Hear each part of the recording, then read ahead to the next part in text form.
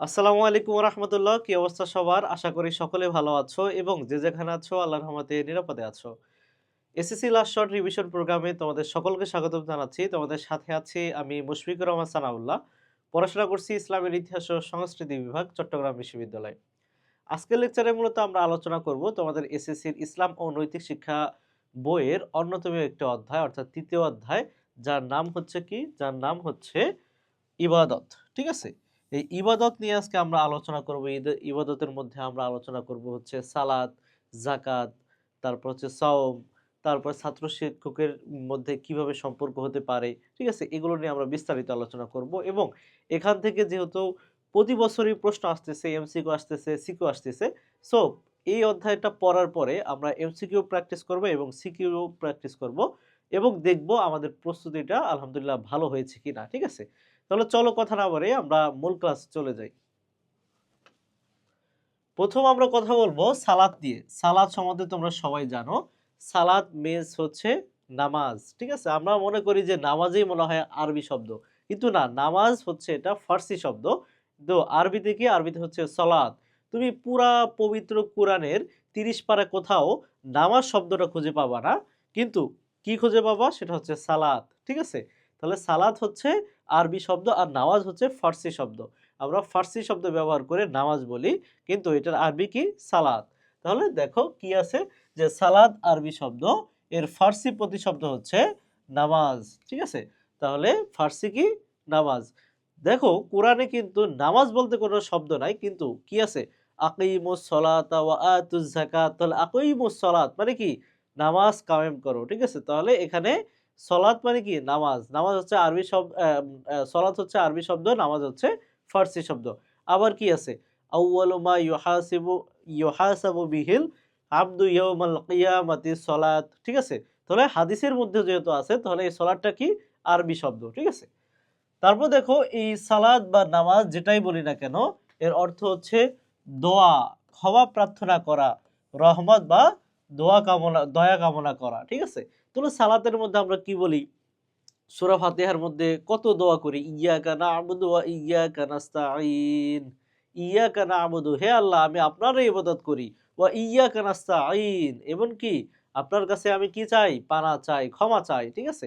তাহলে আমরা সূরার মধ্যে কিন্তু অনেক দোয়া করি এবং এই নামাজ শব্দের অর্থই হচ্ছে দোয়া করা বা হচ্ছে ক্ষমা প্রার্থনা করা, আমাদেরকে মাফ করে দেন। এগুলো কি আমরা নামাজের মধ্যেই বলি, আমরা তাশাহুদে বলি, আমরা আল্লাহর আ ইজ্জতকে আরো বুলন্দ করি। যেমন সুবহান রাব্বিয়াল আযীম। ঠিক আছে?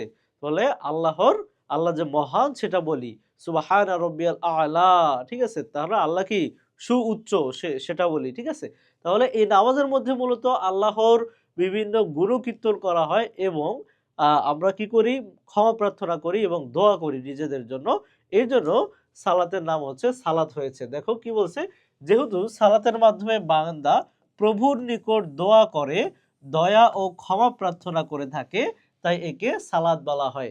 সালাত শব্দের অর্থ ক্ষমা প্রার্থনা করা, দোয়া করা, এবং সালাতের মধ্যেই যেহেতু আল্লাহ তাআলার কাছে ক্ষমা চায় এবং দোয়া প্রার্থনা করে, এর জন্য এই সালাতের নাম সালাত হয়েছে। ইসলামে যে ৫টি রুকুন বা স্তম্ভের উপর প্রতিষ্ঠিত, তার দ্বিতীয়টি হলো সালাত। এটা খুব গুরুত্বপূর্ণ। ঠিক আছে? এই যে আমরা আবিধানিক অর্থটা পড়লাম, এটা গুরুত্বপূর্ণ। পারিভাষিক সংজ্ঞাটা পড়লাম, এটাও গুরুত্বপূর্ণ। এমনকি আমরা যে এই যে ইসলামের ৫টা রুকুনের কথা জানি, যে হাদিসে কি আছে? হাদিসে আছে যে আ কি আ আ যে ইসলাম হচ্ছে ৫টা স্তম্ভের উপর প্রতিষ্ঠিত। কি, কি? যেমন হচ্ছে ঈমান। ঠিক আছে? কি? ঈমান কি? ঈমান বলতে কি বোঝায়? ঈমান বলতে বোঝায় হচ্ছে আল্লাহ তাআলার সাক্ষ্য দেওয়া এবং আল্লাহ রাসূলের সাক্ষ্য দেওয়া। তারপর আছে নামাজ, তারপরে আছে রোজা, তারপর হচ্ছে হজ, তারপর হচ্ছে যাকাত। ঠিক আছে? বানাল ইসলামু খামসা। ঠিক আছে? বানা মানে কি? বেনা। বেনা মানে হচ্ছে স্তম্ভ। আ বানাল ইসলামু, ইসলামের স্তম্ভ, খমসা। খমসুন মানে হচ্ছে ৫। তাহলে ইসলামের স্তম্ভ হচ্ছে ৫টি। কি, কি? শাহাদাতু আল্লা ইলাহা ইল্লাল্লাহ। ঠিক আছে? বা হচ্ছে আল্লাহর আ মা সাক্ষ্য দেওয়া এবং কি? উ মুহাম্মাদুর রাসূলুল্লাহ। ঠিক আছে? মানে মুহাম্মদ সাল্লাল্লাহু আলাইহি ওয়াসাল্লাম হচ্ছে আল্লাহর রাসূল। এটা কি? ঈমান। ঠিক আছে? তাহলে ঈমানের সাক্ষ্য দেওয়া হচ্ছে এক নম্বর স্তম্ভ। দ্বিতীয় নম্বর হচ্ছে আকিমুস সালাত, মানে কি সালাত আদায় করা, প্রতিষ্ঠা করা, ঠিক আছে। আকিমুস সালাত ওয়া আতুজ যাকাত, ঠিক আছে। ওয়া আতুজ যাকাত মানে কি যাকাতের প্রচলন করা, ঠিক আছে, যাকাত প্রদান করা। ওয়া আতুজ যাকাত, তারপর কি আছে, তারপরে আছে হচ্ছে রোজা রাখা, ঠিক আছে। তারপর আছে হজ, ঠিক আছে। তাহলে হজ আদায় করা, তাহলে ঈমান, নামাজ, রোজা, হজ, যাকাত, এই পাঁচটা হচ্ছে আমাদের বেনা, মানে হচ্ছে ইসলামের স্তম্ভ, ঠিক আছে। তাহলে আমরা দেখতে পাই যে হচ্ছে এই পাঁচটা স্তম্ভের মধ্যে সালাতের জায়গা কত নম্বর, দ্বিতীয় নম্বরে হচ্ছে সালাতের জায়গা। আমরা একটু দেখি ইসলামের পাঁচটি স্তম্ভের উপর প্রতিষ্ঠিত। এক নম্বরে হচ্ছে এ সাক্ষ্য দেওয়া যে আল্লাহ ছাড়া কোনো ইলা নেই এবং হযরত মুহাম্মদ সাল্লাল্লাহু আলাইহি সাল্লাম আল্লাহর রাসূল, এটাকে আমরা কি বলি, ঈমান বলি, ঠিক আছে। তারপর হচ্ছে সালাত প্রতিষ্ঠা করা, আকিমুস সালাহ, তারপর যাকাত দেওয়া মানে ওয়া আতুজ যাকাত, ঠিক আছে, যাকাত। তারপর হচ্ছে রমজানের রোজা রাখা, ঠিক আছে। তারপর হচ্ছে হজ আদায় করা, এই পাঁচটা হচ্ছে আমাদের বেনা। তাহলে দ্বিতীয় নম্বর বেনা বা হচ্ছে স্তম্ভ আমরা কোনটা পাইলাম, সালাত প্রতিষ্ঠা করা, ঠিক আছে। তাহলে ইসলামের পাঁচটা স্তম্ভের মধ্যে দ্বিতীয় নম্বর স্তম্ভ হচ্ছে সালাত আদায় করা। তারপর দেখি কিয়ামতের দিন আল্লাহ সর্বপ্রথম সালাতের হিসাব নেবেন। রাসূল সাল্লাল্লাহু আলাইহি ওয়াসাল্লাম বলেছেন কিয়ামতের দিন বান্দার কাছ থেকে সর্বপ্রথম নামাজের হিসাব নেওয়া হবে, ঠিক আছে। এটা তিরমিজি শরীফের হাদিস, ঠিক আছে। এটার আরবি হচ্ছে আউয়ালু মা ইউহাসাবু বিহিল আবদু ইয়াউমাল কিয়ামাতিস সালাত, ঠিক আছে। তাহলে নামাজের কিয়ামতের দিন সর্বপ্রথম যে হিসাবটা নেওয়া হবে সেটা হচ্ছে নামাজের হিসাব নেওয়া হবে, ঠিক আছে। এর জন্য নামাজটা কিন্তু আমাদের কি করতে হবে, 5 ওয়াক্ত নামাজ ঠিকঠাক, মানে ঠিকঠাক সময়ে, অনেকে কি করে একদম শেষ সময়ে যখন বেল ডোবে তখন যে নামাজ পড়ে, বা একদম শেষ সময় যখন সূর্য উদিত হয়ে যায় ফজরের পরে তখন গিয়ে নামাজ পড়ে, কিন্তু ঠিক টাইমে জামাতের সহিত নামাজ আদায় করা কিন্তু আমাদের আবশ্যক। তারপরে দেখো কি বলছে, আল্লাহ তাআলা বলেছেন যে নিশ্চয়ই সালাত মানুষকে অশ্লীল ও খারাপ কাজ থেকে বিরত রাখে। এটা কি সূরা আনকাবুত আয়াত নম্বর 45, ঠিক আছে, 45। এখানে আল্লাহ তাআলা বলেছেন যে ইন্না সলাতা, নিশ্চয়ই নামাজ, তানহা আনিল ফাহশাই ওয়াল মুনকার, কি করে অশ্লীল কাজ থেকে বিরত রাখে, অশ্লীল এবং খারাপ কাজ থেকে বিরত রাখে কে, নামাজ, ঠিক আছে। কিভাবে, তুমি মনে করে নামাজ পড়তে গেলা, নামাজ পড়তে গিয়ে কি করলা, আল্লাহর সামনে দাঁড়াইলা, ঠিক আছে। আল্লাহর সামনে দাঁড়াইয়া তুমি বলতেছো আমি আর কোনো গুনাহ করব না, আমি, আমাকে ক্ষমা করে দেন, ঠিক আছে। এই যে কথাগুলো বলতেছো এগুলো থেকে যদি নামাজের মধ্যে কেউ অন্তর থেকে বলে, ঠিক আছে, এবং নামাজের মধ্যে সে যদি একটা মজা পেয়ে যায় তাহলে এই গুনার প্রতি তার একটা ঘৃণা সৃষ্টি হয়ে যায়, ঠিক আছে। তাহলে এর জন্য কি আল্লাহ তাআলা কি বলেছেন যে সালাত মানুষকে অশ্লীল এবং খারাপ কাজ থেকে বিরত রাখে। কিন্তু বর্তমানে দেখা যায় যে অনেকে নামাজ পড়তে ঢোকে, মানে নামাজ পড়তে যাবে এর আগে অফিসে বসে বলে যে তাড়াতাড়ি ঘুষ দিলে দেন নইলে আমি নামাজ পড়তে গেলাম, ঠিক আছে। এরকম অনেক দেখবা। এটা কি হয় যে তার নামাজ সে পড়ে ঠিকই কিন্তু নামাজটা তার কাজে লাগে না।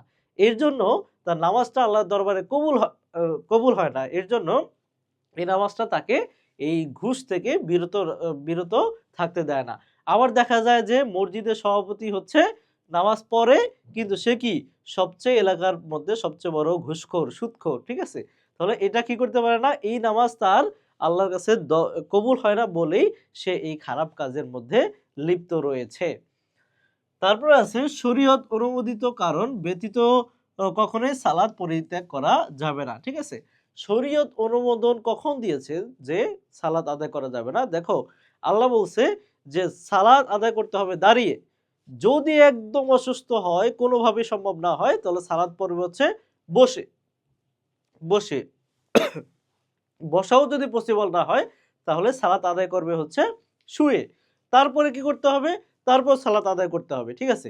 সো কোনোভাবেই সালাত পরিত্যাগ করা যাবে না। তারপর দেখো ধর্মীয় গুরুত্ব, সালাতের ধর্মীয় গুরুত্ব কি। একজন মুসলমান দৈনন্দিন জীবনে সালাতের গুরুত্ব অপরিসীম। সালাত মানুষকে আল্লাহর নৈকট্য অর্জনে সহায়তা করে। কিভাবে আল্লাহর নৈকট্য কিভাবে অর্জন করে, আল্লাহর কাছে কিভাবে চলে যায়। আমরা যখন এইভাবে আল্লাহু আকবার বলে এইভাবে দাঁড়াই, তখন কি করি, আল্লাহর সামনে আমি বলতেছি যে আলহামদুলিল্লাহি রাব্বিল আলামিন আর রহমানির রহিম। প্রত্যেকটার অর্থ যদি তুমি খেয়াল করো তাহলে দেখবা যে আল্লাহর সামনে দাঁড়িয়ে তুমি আল্লাহর সাথে কথা বলতেছো। ঠিক আছে? তাহলে এই কথাগুলো আমরা যে সূরা পড়ি, এই কথাগুলো আমরা আমরা কার সাথে বলি? অবশ্যই আল্লাহর সাথে, আল্লাহর সামনে পড়ি। ঠিক আছে? আল্লাহর সাথে বলি। তাহলে আমরা যে এই যে দাঁড়ায়া বলি, এই বলাটা হচ্ছে আল্লাহর সাথে কথোপকথন বলা, করা। ঠিক আছে? তাহলে এই আল্লাহর সাথে যখন কথোপকথন বলে বা করে, তখন কি করে, আল্লাহর সবচেয়ে কাছে চলে যায় বান্দা। ঠিক আছে? নৈকট্য অর্জন করে। এর মাধ্যমে বান্দা তার প্রভুর সান্নিধ্য লাভ করতে পারে, ঈমান মজবুত হয়, আত্মা পরিশুদ্ধ হয়। তাহলে এই নামাজ, ঠিক আছে, সালাত পড়লে কি হয়, ঈমান মজবুত হয় এবং এই আমাদের অন্তরে যেই কালিমা থাকে বা হচ্ছে যেই কালো দাগ থাকে, আমাদের গুনাহ করতে করতে আমাদের অন্তরে কালো দাগ হয়ে যায়, তখন এই নামাজের মাধ্যমে কি হয়, এই আত্মা পরিশুদ্ধ হয়। ঠিক আছে? নামাজের মাধ্যমে আল্লাহ এই আত্মাগুলো পরিশুদ্ধ হয়। আমরা আমাদের যে জামা কাপড়গুলো আছে, তখন এগুলো কিন্তু অনেক ময়লা হয়ে যায়। তখন কি করি? তখন সাবান বা সোডা বা পাউডার বা যেকোনো কিছু দিয়ে এটা পরিষ্কার করি। তখন এমনই আমাদের অন্তর যেটা আছে, আমাদের কল্ব, ঠিক আছে? যেটাকে আমরা কল্ব বলি, এই কলবও কিন্তু কি হয়ে যায়? এরকম গুনাহ করতে করতে কালো হয়ে যায়। ঠিক আছে? দাগ, কালো দাগ পড়ে যায়। তখন এটা মানে দেখতে খুবই খারাপ লাগে। সো এটাকে যখন পরিষ্কার করার মানে জামাকাপড় পরিষ্কার করার জন্য যেমন কি আছে, সাবান সোডা আছে, তেমনি এই অন্তর যখন কালো হয়ে যায়, কালো মরিচিকা পড়ে যায়, তখন এই অন্তরকে পরিশুদ্ধ করতে হলে কি করতে হয়? আল্লাহর জিকির করতে হয়। আল্লাহর জিকির গুলো আল্লাহকে স্মরণ করা। নামাজের মাধ্যমে আমরা আল্লাহকে স্মরণ করি যেহেতু, সেহেতু এই নামাজ হচ্ছে আমাদের অন্তরকে পরিশুদ্ধ করে। মানুষকে খুব সকালে ঘুম থেকে উঠতে অভ্যস্ত করতে তোলে, অভ্যস্ত অভ্যস্ত করে তোলে, যা স্বাস্থ্যের জন্য অত্যন্ত উপকারী। আমাদের এই সময়ে এটা কি হয় জানো? আমাদের এই জমানার যেই হচ্ছে শিশুরা থাকে, তারা সারা রাত মোবাইল টিপে সকালবেলা যায় ঘুমাইতে, সারাদিন ঘুমায়। এটা কিন্তু কোনোভাবেই স্বাস্থ্যসম্মত না ভাইয়া। ঠিক আছে? সো এই যে যে স্বাস্থ্যসম্মত একটা উপকারী একটা অভ্যাস যদি করতে হয়, তাহলে এই নামাজের সাথে সম্পর্ক করতে হবে। ফজরের নামাজ পড়তে তুমি যদি ওঠো, তাহলে তোমার কি করতে হবে? অবশ্যই আগে ঘুমাইতে হবে। তো রুটিনটা সুন্দর হয়ে যায়, ঠিক হয়ে যায়। সালাতের গুরুত্ব সম্পর্কে রাসূল সাল্লাল্লাহু আলাইহি ওয়াসাল্লাম বলেছেন, যে ব্যক্তি মনোযোগ সহ সালাত আদায় করে, কিয়ামতের দিন ওই সালাত তার জন্য নূর হবে। ঠিক আছে? আলো হয়ে যাবে। যে মনোযোগ দিয়ে নামাজ পড়বে। নামাজ কিন্তু অনেকেই পড়ে, কিন্তু আল্লাহর দরবারে কয়জন একটা কবুল হয়, এটা হচ্ছে সবচেয়ে বড় ব্যাপার। কারণ কি? আমরা কি করি? খালি কপাল টাকাই। রুকুতে যাই, সেজদায় যাই, তাড়াতাড়ি কখন নামাজটা শেষ করে বের হব মসজিদ থেকে, এরকম একটা ধান্দায় থাকি। ঠিক আছে? সো মনোযোগ সহকারে যারা নামাজ পড়বে, কিয়ামতের দিন ওই নামাজ তার জন্য নূর বা আলো হয়ে যাবে। এটা কোন কিসের হাদিস? এটা তাবরানী শরীফের হাদিস। তারপরে কি রয়েছে দেখো, নামাজের সামাজিক গুরুত্ব। এই সামাজিক গুরুত্ব এটা হচ্ছে তোমাদের এইচডব্লিউ, মানে হচ্ছে বাড়িতে বসে করবা। তারপরে আমি একটু ধরিয়ে দেই যে সামাজিক গুরুত্ব কি। দেখো, নামাজের সামাজিক গুরুত্ব হচ্ছে, নামাজের জন্য আমরা কি করি? মসজিদে যাই জামাতে আদায় করার জন্য। তখন সকল মানুষের সাথে আমাদের কি হয়?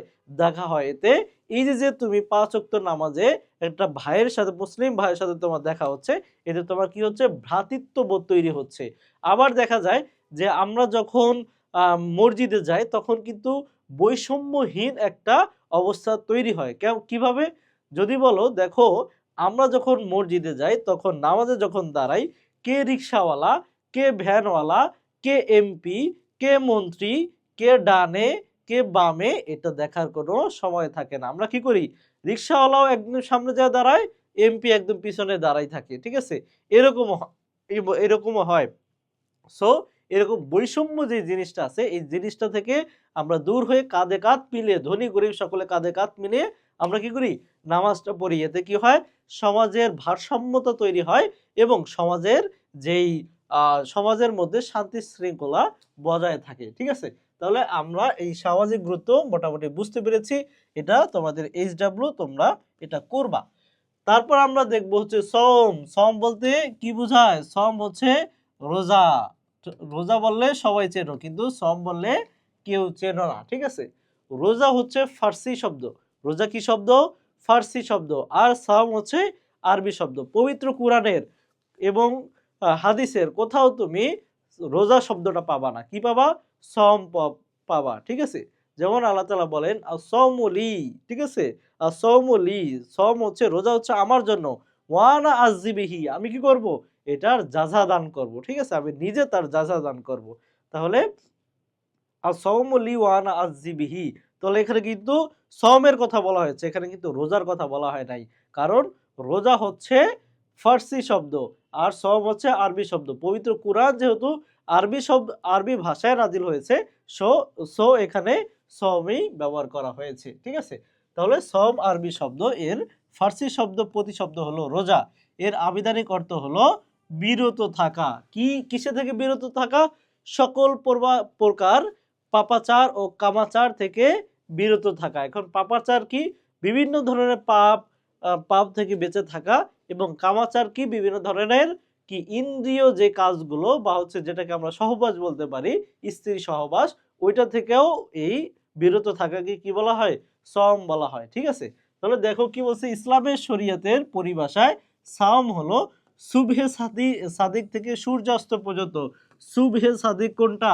যখন এই সকাল ফজরের সময় দেখবা রক্তিম রক্তিম একটা ভাব থাকে, ঠিক আছে, এই আকাশে, ওইটাকে শুভ সাদিক বলা হয়। অর্থাৎ মানে ওই শুভ সাদিক হওয়ার আগ থেকে পর থেকে একদম সূর্যাস্ত মানে মাগরিবের আগে যে সময় সূর্য ডুবে যায় সূর্যাস্ত পর্যন্ত সকল প্রকার কি করা? সকল প্রকার ও আল্লাহর সন্তুষ্টি লাভের আশায় নিয়তের সাথে পানাহার মানে কি খাওয়া দাওয়া এবং ইন্দ্রিয় তৃপ্তি বা হচ্ছে সহবাস, স্ত্রী সহবাস যেটাকে বলে, ঠিক আছে? তাহলে স্ত্রী সহবাস থেকে বিরত থাকাকে কি বলা হয়?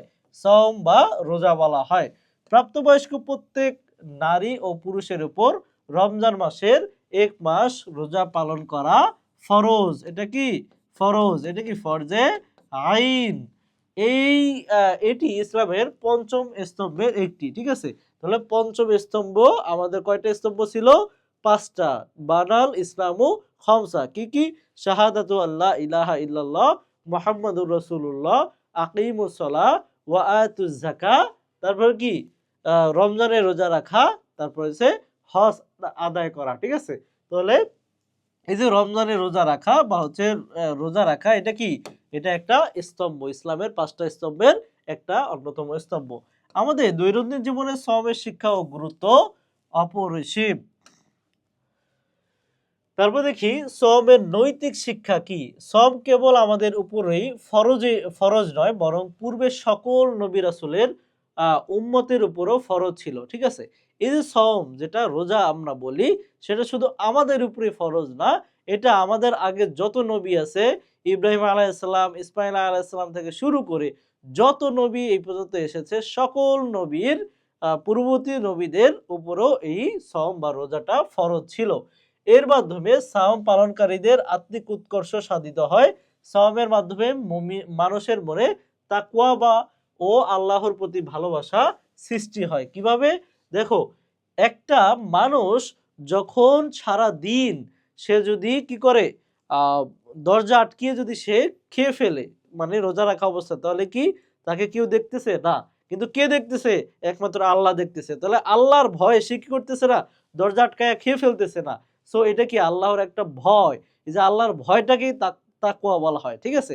তাহলে আল্লাহর প্রতি যে ভালোবাসা, আল্লাহর প্রতি যে ভয়, দেখো ইফতার যখন আমরা করি তখন সুন্দর সুস্বাদু খাবার নিয়ে আমরা কি করি? আল্লাহর সামনে বসে থাকি। কখন? আল্লাহর নির্দেশের টাইমটা হবে তখন আমরা খাবো। কিন্তু এত সুস্বাদু খাবার সারাদিন না খেয়ে বসে আছি। মানে ক্ষুধার্ত অবস্থায় কিন্তু আমরা খাচ্ছি না। কি জন্য খাচ্ছি না? আল্লাহকে ভালোবাসি এর জন্য খাচ্ছি না।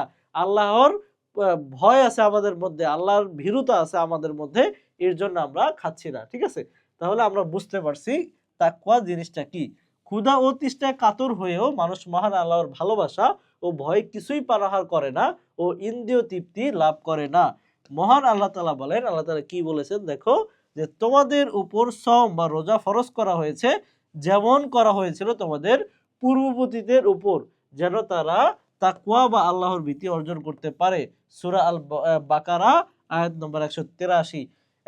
সূরা বাকারার 183 নম্বর আয়াতে আল্লাহ তাআলা বলেছেন যে ইয়া আইয়ুহাল্লাযীনা আমানু কুতিবা আলাইকুমুস সিয়ামু কামা কুতিবা আলাল্লাযীনা মিন ক্বাবলিকুম লাআল্লাকুম তাত্তাকুন। ঠিক আছে, কি বলছে? ইয়া আইয়ুহাল্লাযীনা আমানু, হে যারা ঈমান এনেছো, যারা মুমিন, ঠিক আছে, যারা ঈমান এনেছো তোমরা শুনে রাখো, কুতিবা আলাইকুমুস সিয়াম, তোমরা কি করো? রমজানের রোজা রাখো, কামা যেমনই ভাবে, কুতিবা আলাল্লাযীনা মিন ক্বাবলিকুম, মানে তোমাদের পূর্বে যারা এসেছিল, যে লোকরা এসেছিল, যে নবীরা এসেছিল, তাদের উপরেও কি ছিল?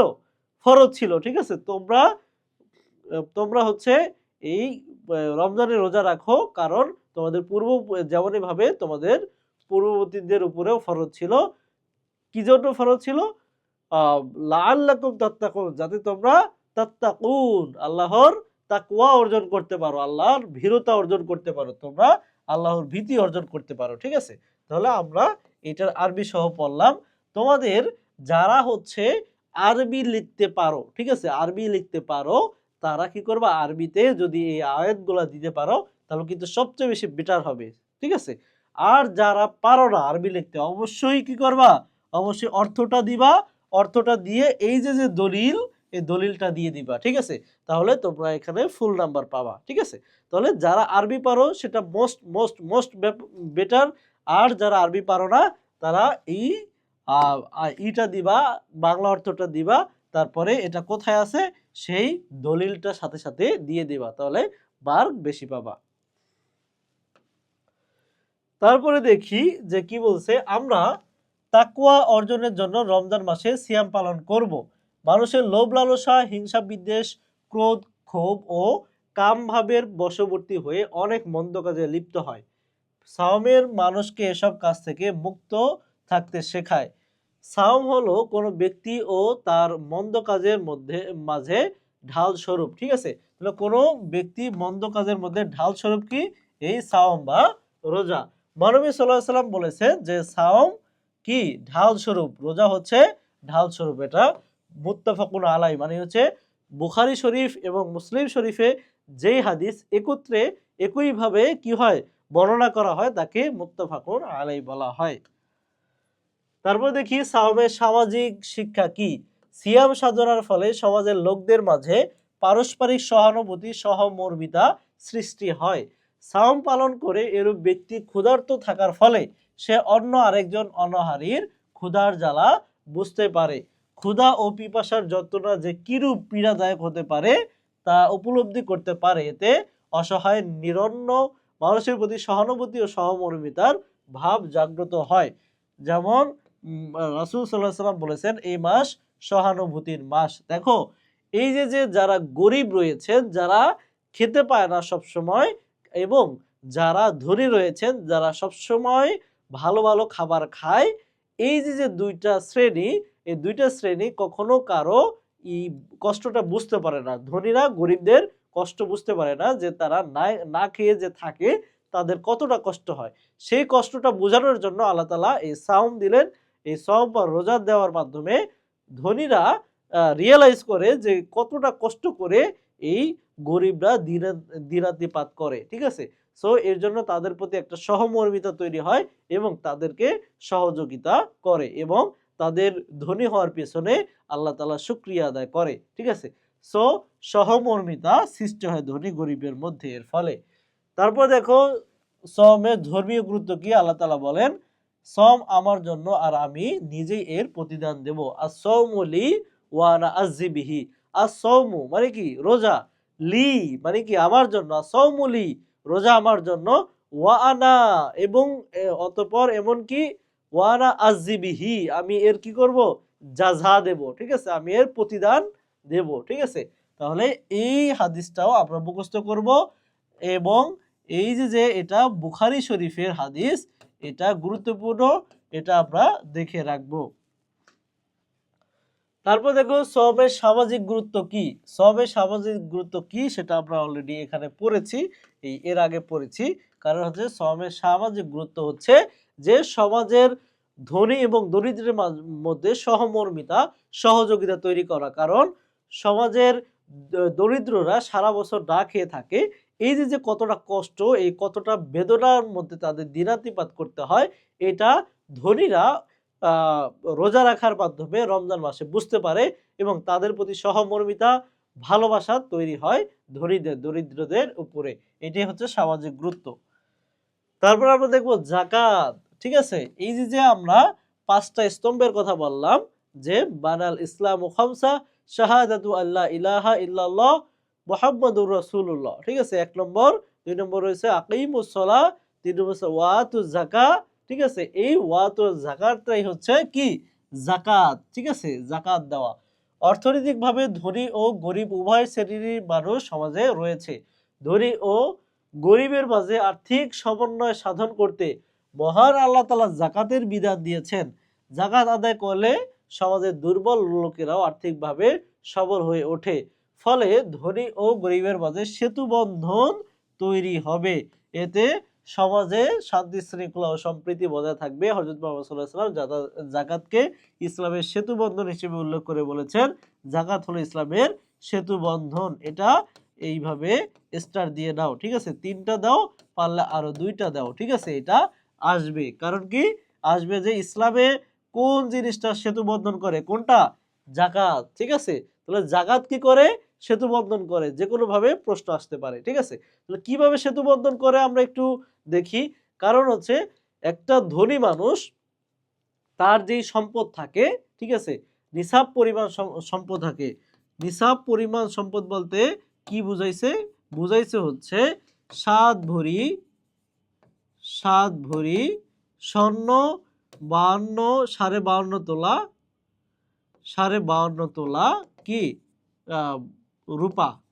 রূপার যে দাম থাকে, এই দামের সমপরিমাণ দামের মূল্য পরিমাণ কেউ যদি সম্পদের মালিক হয়, সে হচ্ছে নিসাব পরিমাণ সম্পদের মালিক হবে। ঠিক আছে, তাহলে নিসাব পরিমাণ সম্পদের মালিক যদি কেউ হয়, তাহলে সে কি করবে?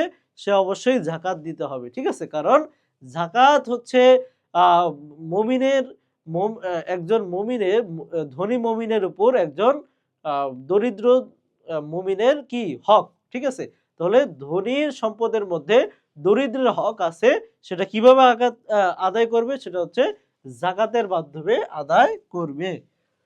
যাকাত শব্দের আবিধানিক অর্থ হলো পবিত্রতা, পরিশুদ্ধতা, বৃদ্ধি পাওয়া। ঠিক আছে, তাহলে অনেকে মনে করে যে এই যে আমি যাকাত দিতেছি, তাহলে কি হইতেছে?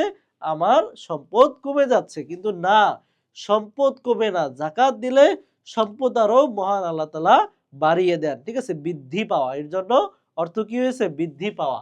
আবার হচ্ছে পবিত্রতা। ঠিক আছে, কারণ এই যাকাতের মাধ্যমে মানে দরিদ্রদের, ধনীরা যেই যাকাতটা দেয়, এর মাধ্যমে ধনীদের সম্পদগুলো পবিত্র হয়, পরিশুদ্ধ হয়। ঠিক আছে, তাহলে যাকাত অর্থ আমরা পাইলাম। আর ইসলামী শরীয়তের দৃষ্টিতে কোন মুসলিম নিসাব পরিমাণ সম্পদের মালিক হলে বছরান্তে, মানে 1 বছর পর, তার সম্পদের শতকরা 2.5% হারে নির্দিষ্ট খাতে ব্যয় করাকে যাকাত বলে। ঠিক আছে, তাহলে তার যে সম্পদ থাকবে, সম্পদের কত পার্সেন্ট দিবে? 2.5% কি করবে? যাকাত দিবে। ঠিক আছে, তাহলে এই 2.5%টা খুব গুরুত্বপূর্ণ, এটা তোমরা দাগিয়ে নাও। নিসাব হলো ন্যূনতম সম্পদ যা থাকলে যাকাত ফরজ হয়। এক্ষেত্রে যাকাত প্রদানে ধনী সম্পদ পবিত্র, পরিশুদ্ধ ও বৃদ্ধি পায়, তাই একে যাকাত বলা হয়। ইসলামী দৃষ্টিতে যাকাত গরিবের প্রতি ধনীর দয়া নয়, বরং গরিবের অধিকার। ঠিক আছে, তাহলে এটা ধনীরা যে গরিবদের যাকাত দেয়, এটা শুধু দান না, এটা হচ্ছে একটা গরিবদের অধিকার। ঠিক আছে, ধনীদের সম্পদের মধ্যে গরিবদের অধিকার হচ্ছে এই যাকাত। আল্লাহ তাআলা যাকাত আদায় করাকে আবশ্যক করেছেন। আল্লাহ তাআলা বলেছেন, তোমরা সালাত কায়েম করো ও যাকাত আদায় করো। আকিমুস সালাতা ওয়া আতুজ যাকাত। ঠিক আছে, তাহলে আকিমুস সালাতা মানে কি? নামাজ কায়েম করো, ওয়া আতুজ যাকাত, এবং যাকাত প্রদান করো। তারপর বলছে যে যাকাতের সামাজিক গুরুত্ব কি? যাকাতের সামাজিক গুরুত্ব হচ্ছে ধনী এবং দরিদ্রের মধ্যে কি হয়? সেতু বন্ধন হয়, অর্থাৎ ধনী এবং গরিবের মধ্যে একটা ভারসাম্য তৈরি হয়।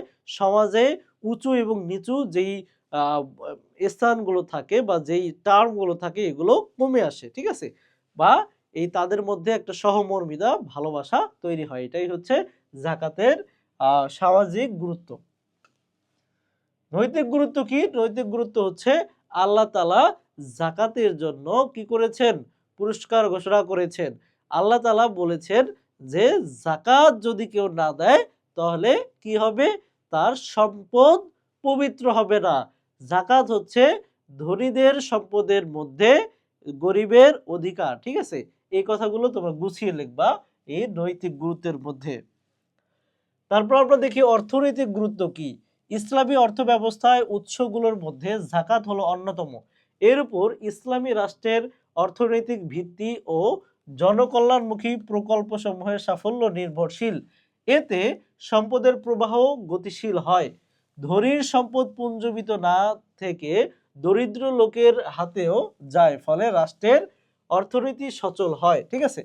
মানে অর্থনীতির একটা টার্ম আছে যে একটা টাকা যত মানুষের হাতে মানে হাত বদল হবে, তুমি দিলা রিক্সাওয়ালারে, রিক্সাওয়ালা কি করলো আবার চাল ডাল কিনলো, ওই চাল ডালওয়ালা আবার আড়তে দিল, আড়তওয়ালা আবার তার মেয়ের স্কুল ফিস দিল। ওই যে যে টাকাটা যত বদল হবে, হাত চেঞ্জ হবে, তখন এই অর্থনীতিটা আরো বেশি সচল হতে থাকে। ঠিক আছে? তাহলে এই যাকাত যখন দেয় তখন ধনীর হাত থেকে গরিবের হাতে টাকাটা বদল হয়, ঠিক আছে, বা এক্সচেঞ্জ হয়। ফলে কি হয়? ফলে হচ্ছে অর্থনীতি সচল হয়, উৎপাদন বৃদ্ধি পায় এবং বেকারত্ব হ্রাস পায়, বাধাপিছু আয় বেড়ে যায়, রাষ্ট্রের অর্থনৈতিক ভিত মজবুত ও শক্তিশালী হয়। অর্থনৈতিকভাবে অসচ্ছল লোকগুলো ধীরে ধীরে সচ্ছল হতে পারে। ধীরে ধীরে সম্পদশালী লোকের সংখ্যা বৃদ্ধি পায়। আল্লাহ তাআলা বলেন যে আল্লাহ সুদকে নিশ্চিহ্ন করেন এবং দানকে বাড়িয়ে দেন। আমরাও অর্থনীতিকে শক্তিশালী করার জন্য যথাযথভাবে যাকাত আদায় করব। আর যাকাত যারা দেয় তাদের মধ্যে একটা টেন্ডেন্সি দেখা যায় যে যাকাত যা হয় হিসাব করে তারা 200-300 টাকার মধ্যে কাপড় কিনে মানুষের মধ্যে দিয়ে দেয় এবং বিশাল নাম করে যে বিশাল দানবীর। কিন্তু এরকম করা আদৌ উচিত নয়। যাকাত দেওয়ার মূলত হচ্ছে সমাজের এই যাকাতের টাকাগুলো একত্র করে একজন অসচ্ছল ব্যক্তিকে সবগুলো প্রদান করে একটা আয়ের উৎস করে তৈরি করে দেওয়া। ঠিক আছে? তাহলে সে যদি এই আয়ের উৎস তৈরি হয় তখন আগামী বছর সেও কি করতে পারবে? যাকাত দিতে পারবে। এর ফলে সমাজে কোনো দরিদ্র মানুষ থাকবে না। ঠিক আছে? এটাই হচ্ছে উচিত। কিন্তু আমরা কি করি? ঈদে বা কোরবানিতে আমরা যাকাত দেই কিভাবে? আমরা যাকাত দেই হচ্ছে 200-300 টাকা করে আমরা কাপড় কিনি, যা এক ধোয়াতেই রং সব উঠে যায়। এরকম কাপড় কিনে মানুষের মধ্যে বিলাই দেই। এটা আদৌ উচিত নয়। এটা কোনো সাস্টেইনেবল কোনো পদ্ধতি না। তারপরে দেখি যাকাতের ধর্মীয় গুরুত্ব। ধর্মীয় গুরুত্ব কি? যাকাতের ধর্মীয় গুরুত্ব হচ্ছে আল্লাহ মানে যারা হচ্ছে এই সম্পদকে পবিত্র করবে না যাকাত দেওয়ার মাধ্যমে, তাদের এই সম্পদগুলো তাদের কবরে সাপ বিচ্ছু এগুলো হয়ে তাদেরকে ধ্বংস করতে থাকবে, তাদের কামড়াতে থাকবে। ঠিক আছে? এই হাদিসটা তোমরা যাকাতের ধর্মীয় গুরুত্বের মধ্যে দিতে পারো। তারপর আমরা পড়বো হচ্ছে মালিক শ্রমিক সম্পর্ক। ঠিক আছে? মালিক শ্রমিক সম্পর্ক কি বলছে? ইসলামে অধীনস্থ লোকদের সাথে উত্তম ব্যবহার করাতে নির্দেশ দিয়েছে। আল্লাহ তাআলা বলেন যে তোমরা পিতামাতা, আত্মীয় স্বজন, ইয়াতিম ও মিসকিনদের সাথে ভালো আচরণ করো এবং নিকট নিকট প্রতিবেশী, দূর প্রতিবেশী, সঙ্গী সাথী, মুসাফির ও তোমাদের অধীনস্থ যেসব দাস দাসী বা শ্রমিক রয়েছে তাদের প্রতি সদয় হও। ঠিক আছে? সূরা আন-নিসা আয়াত নম্বর 36। অর্থাৎ অধীনস্থ দাস দাসী বলতে এখানে শ্রমিককে বোঝানো হয়েছে। ঠিক আছে? তাহলে দেখো এই যে আমরা এই কোম্পানির আন্ডারে কি করতেছি, হালকাস্টাইনের আন্ডারে আমরা কি করতেছি, ক্লাস নিচ্ছি। আমরা এই কোম্পানির শ্রমিক বলতে পারো, আমরা পরিশ্রম করি। ঠিক আছে? তাহলে আমরা হচ্ছে এই কোম্পানির শ্রমিক। এই যে এইটাই হচ্ছে মানে কি করতেছে, সদয় হইতে হবে। ঠিক আছে? কি আল্লাহ রাসূলের কথা, আল্লাহ তাআলার কথা অনুযায়ী এই কোম্পানির আমাদের উপরে সদয় হওয়া উচিত। ঠিক আছে? এটাই যেই হচ্ছে শ্রমিক হবে তার মালিক তার উপরে কি হতে হবে? স সদয় হতে হবে। মালিক ও শ্রমিকের মাঝে এক চমৎকার দৃষ্টান্ত আমরা হযরত আনাস রাদিয়াল্লাহু তাআলা আনহু এর জীবন থেকে পাই। তিনি বলেন, আমি ১০ বছর যাবৎ রাসূল সাল্লাল্লাহু আলাইহি ওয়াসাল্লামের খেদমত করেছি। তিনি আমার সম্পর্কে কখনো উফ শব্দটি বলেননি এবং কখনো বলেননি এটা করনি কেন? এটা করছো কেন? আমার বহু কাজ তিনি নিজ হাতে করে দিতেন। সহিহ বুখারীর একটা হাদিস, হযরত আনাস ইবনে মালিক রাদিয়াল্লাহু তাআলা আনহু তিনি কি ছিলেন? ১০ বছর, কয় বছর? ১০ বছর, এটা কিন্তু আসতে পারে কত বছর তিনি খেদমত করেছিলেন। রাসূল সাল্লাল্লাহু আলাইহি ওয়াসাল্লামের ১০ বছর খেদমত করেছিলেন হযরত আনাস রাদিয়াল্লাহু তাআলা আনহু এবং এই খেদমত করা অবস্থায় আনাস রাদিয়াল্লাহু তাআলা আনহু ১০ বছরে এটা উফ শব্দটি করে নাই। মানে রাসূল সাল্লাল্লাহু আলাইহি ওয়াসাল্লাম আনাস রাদিয়াল্লাহু তাআলা আনহুর উপর বিরক্ত হয়ে একটা উফ শব্দ করে নাই এবং এটা করছো কেন, ওটা করছো কেন, আমরা যেমন করি এরকম কিন্তু তার সাথে ১০ বছর একবারও করে নাই। এমনকি আনাস রাদিয়াল্লাহু আনহুর বহু কাজ রাসূল সাল্লাল্লাহু আলাইহি ওয়াসাল্লাম তার নিজ হাতে করে দিতেন। সুবহানাল্লাহ! কতটা মহান ছিলেন আমাদের হযরত মুহাম্মদ সাল্লাল্লাহু আলাইহি ওয়াসাল্লাম। যতই তার সম্বন্ধে জানি ততই তার প্রেমে পড়ে যাই যে এই রাসূলটা কতই না সুন্দর ছিলেন, তার আচরণ। আমরা যদি পেতাম এই রাসূলের সেই দেখা, ঠিক আছে? এরকম একটা গজল আছে না? জন্ম আমার নবীর যুগে হলে কেমন হতো। তোমরা আশা করি শুনছো, ঠিক আছে? মানে আমাদের মানে জন্মটা যদি নবীর যুগে হতো তাহলে কেমন হতো? তাহলে আমরা তাকে সরাসরি দেখতে পেতাম। আমরা তার কথাগুলো সামনাসামনি থেকে শুনতে পেতাম। তাকে আমরা জড়িয়ে ধরতে পারতাম। ঠিক আছে? এই যে তার সুবাস আমরা নিতে পারতাম। এই যে আকাঙ্ক্ষা এটা আমাদের সারা জীবন থেকে যাবে। ঠিক আছে? তাহলে এর জন্যই কবি আক্ষেপ করে বলেছে যে জন্ম আমার নবীর যুগে হলে কেমন হতো। ঠিক আছে? তারপরে দেখো কি বলছে যে খাওয়া পরা থেকে আরম্ভ করে সকল কাজে মালিক শ্রমিকের মাঝে কোনো বৈষম্য ইসলাম অনুমোদন করে না। শ্রমিকের মর্যাদা ও অধিকার সম্পর্কে হযরত মুহাম্মদ সাল্লাল্লাহু আলাইহি ওয়াসাল্লাম বলেছেন, তারা যারা তোমাদের কাজ করে বা শ্রমিক যারা তারা হচ্ছে তোমাদের ভাই। আল্লাহ তাদেরকে তোমাদের অধীনস্থ করে দিয়েছেন। সে মালিক যা খায় তার অধীনস্থদেরও যেন তা খাওয়ায়। মালিক যা পড়ে তাদেরকে যেন তা পড়তে দেয়। আর তাকে এমন কর্মভার দেবে না যা তার ক্ষমতার বাইরে। এমন কাজ হলে তাকে কি করবে? শ্রমিককে যেন সাহায্য করে। ঠিক আছে? তাহলে একটা মানুষের সক্ষমতা টুকু আছে এর বাহিরে তাকে অতিরিক্ত চাপিয়ে দেওয়া যাবে না। এই কথাই কিন্তু আল্লাহ রাসূল সাল্লাল্লাহু আলাইহি ওয়াসাল্লাম তার হাদিসে বলেছেন। তারপরে দেখো এলেম। এলেম মানে কি? এলেম মানে হচ্ছে জ্ঞান। এলেম হচ্ছে আরবি শব্দ, এর হচ্ছে জ্ঞান, জানা, অবগত হওয়া, বিদ্যা। ঠিক আছে? আল ফাহমু হচ্ছে আরবিতে এটার হচ্ছে অর্থ। ঠিক আছে? এলমের আরেকটা অর্থ আরবিতে প্রতিশব্দ হচ্ছে আল ফাহমু। ঠিক আছে? তাহলে দেখো ইসলামের পরিভাষা কি? এলেম হলো কোন বস্তুর প্রকৃত অবস্থা উপলব্ধি করা। প্রকৃত অবস্থা উপলব্ধি করা। অপরদিকে ইসলামের অর্থ আনুগত্য করা ও আত্মসমর্পণ করা। তাই প্রতিটি মুসলমান কার আনুগত্য করবে এবং কিভাবে করবে, কার নিকট আত্মসমর্পণ করবে এবং কিভাবে আত্মসমর্পণ করবে তা অবশ্যই জানতে হবে। এলেম ব্যতীত তা জানা যাবে না। তাই ইসলামে এলেমের গুরুত্ব অপরিসীম। ইসলামে এলেম এর গুরুত্ব এত বেশি যে মহান আল্লাহ তাআলা পবিত্র কুরআন নাজিলের সূচনা করেছেন পড়ুন শব্দ দ্বারা। আল্লাহ তাআলা বলেছেন, পড়ুন আপনার প্রভুর নামে যিনি সৃষ্টি করেছেন। সূরা আলাকের প্রথম ৫ আয়াত কিন্তু আল্লাহ তাআলা সর্বপ্রথম রাসূল সাল্লাল্লাহু আলাইহি ওয়াসাল্লামকে যখন কি করে এই নবুয়ত দেয়, নবুয়ত নিয়ে আসে, তখন হচ্ছে জিবরাইল আলাইহিস সালাম প্রথম কোন সূরা নিয়ে এসেছেন? সূরা আলাকের প্রথম ৫ আয়াত নিয়ে এসেছেন এবং বলেছেন, কুল ইকরা বিসমি রাব্বিকাল্লাযী খালাক খালাকাল ইনসানা মিন আলাক ইকরা ওয়া রাব্বুকাল আকরামুল্লাযী আল্লামা বিল কলম আল্লামাল ইনসানা মা লাম ইয়ালাম। ঠিক আছে?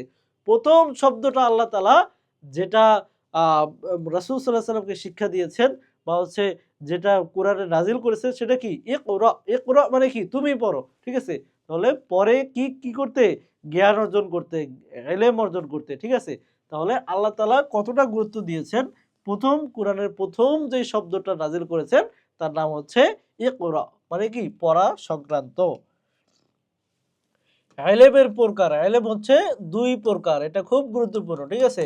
ইলম দুই প্রকার, একটা হচ্ছে দ্বীনি ইলম, ইলমুদ্দিন, আর হচ্ছে ইলমুদ দুনিয়া, ঠিক আছে, বা পার্থিব জ্ঞান। অর্থাৎ কিছু কিছু জ্ঞান আছে যা আমরা দুনিয়ায় ভালো থাকার জন্য, ভালো চাকরি পাওয়ার জন্য, ভালো কিছু করার জন্য আমরা পড়ি। আবার কিছু জ্ঞান অর্জন করি আমরা যা হচ্ছে পার্থিব, পার্থিব পার্থিবের জন্য। যেমন আমরা ইসলাম ও নৈতিক শিক্ষা পড়তেছি, ইসলাম সম্বন্ধে জানতেছি, এটা কি ইলমুদ দ্বীন, ঠিক আছে। আর আমরা অঙ্ক ইংলিশ যেগুলো পড়তেছি এগুলো কি, এগুলো পার্থিব জীবনের জন্য, আমাদের দুনিয়ার জীবনের জন্য, এগুলো কি ইলমুদ দুনিয়া, ঠিক আছে। তারপর দেখি যে সামনে কি আছে, যে শিক্ষার্থীর বৈশিষ্ট্য, একজন শিক্ষার্থীর কি কি বৈশিষ্ট্য থাকা দরকার আমরা তা দেখব। যে নিয়মিত লেখাপড়া করে এবং শেখার প্রতি আগ্রহী ও যত্নশীল থাকে তাকে শিক্ষার্থী বলা হয়। একজন প্রকৃত শিক্ষার্থী কিছু বৈশিষ্ট্য থাকা আবশ্যক। নিম্নে একজন আদর্শ শিক্ষার্থীর উল্লেখযোগ্য কয়েকটি বৈশিষ্ট্য তুলে ধরা হলো। এক নম্বর কি, শিক্ষকগণের আদেশ নিষেধ মেনে চলা। 2 নম্বরে বলছে সাক্ষাৎ হলে বিনয়ের সাথে সালাম দিয়ে তাদের খোঁজ খবর নেওয়া, ঠিক আছে। তাহলে আমরা যারা দেখব যে তোমাদের ক্লাসের 1 নম্বর রোল যার আছে বা 2 নম্বর রোল যারা আছে, দেখবা যে তাদের মধ্যে এই গুণগুলো আছে কিনা। যদি তাদের মধ্যে এই গুণগুলো পাও, বা তুমি যদি 1 নম্বর রোল হও বা 2 নম্বর রোল হও, তাহলে তোমার মধ্যে এই গুণগুলো আছে কিনা তোমরা একটু খুঁজে দেখবা। যদি না থাকে অবশ্যই এই গুণগুলো কিভাবে অর্জন করা যায় সেটার প্রতি খেয়াল রাখবা। তারপর দেখো, শিক্ষক যা শিক্ষা দেন তা মনোযোগ সহকারে শোনা ও পালন করা। 4 নম্বরে বলছে সবসময় শিক্ষকগণের সাথে নম্র, ভদ্র ও উত্তম আচরণ করা। কিন্তু বর্তমানে কি দেখা যায়, একটু পোলাপান বড় হইলেই শিক্ষকের কথা শুনতে চায় না, তার সাথে মুখে মুখে তর্ক করে। কিন্তু আগের যুগে কি হতো, একজন শিক্ষক যদি রাস্তা দিয়ে হেঁটে যেতেন, ছাত্র কি করতো, একদম পাশে এসে দাঁড়িয়ে থাকতো, ঠিক আছে, এবং তাকে সম্মান জানাতো।